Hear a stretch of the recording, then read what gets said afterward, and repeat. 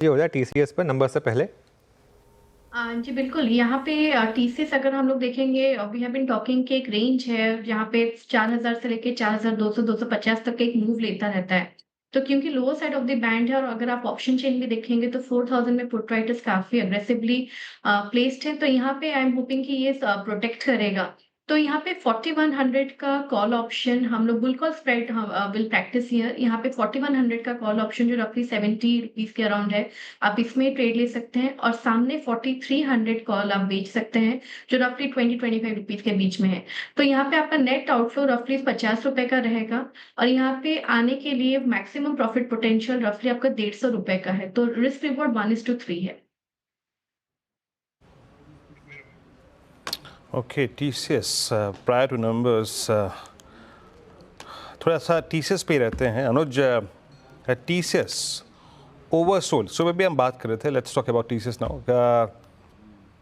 क्या टीसीएस को with ifs कुछ इफ्स एंड बट्स के साथ इस प्राइस पे कंसिडर करना चाहिए? अगर हम ये व्यू रख रहे हैं कि शायद आईटी के पास, सुबह अतुल जी से बात हो रही थी कि भाई आईटी और फार्मा चल रहे हैं, क्या कुछ इफ्स एंड बट्स के साथ टीसीएस को इस प्राइस पे कंसिडर करना चाहिए या फिर नंबर देखने पर, मतलब पोस्ट नंबर्स?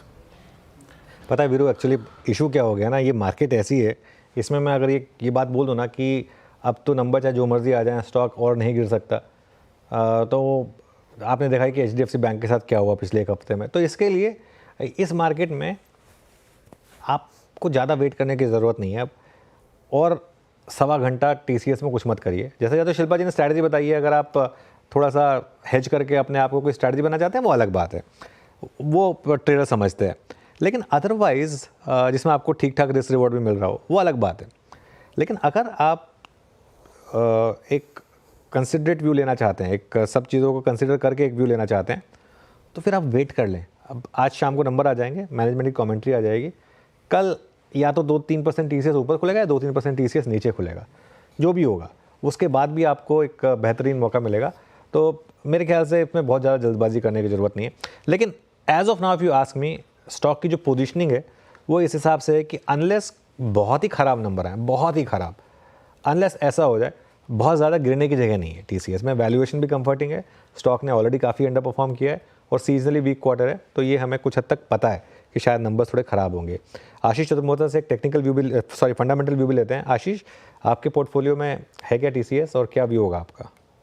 बिल्कुल, तो आईटी का एक्सपोजर हमारे उसमें अच्छा है अनुज। हमने आईटी के जो लार्ज कैप स्टॉक का एक्सपोजर है वो थ्रू ईटीएफ्स प्ले किया है। हमने आईटी 20 की चर्चा बहुत बार की है और उसी के थ्रू हम इसको प्ले कर रहे हैं, क्योंकि अभी भी ये देखना बाकी है कि कौन सी कंपनी किस तरह की ग्रोथ प्रोफाइल दिखाती है। बट एक चीज हमें क्लियर लगती है कि आईटी का जो ओवरऑल समय, आने वाले समय है, वो अच्छा रहने वाला है, क्योंकि रूपी में एक अच्छा खासा डेप्रिसिएशन देखने को मिला है।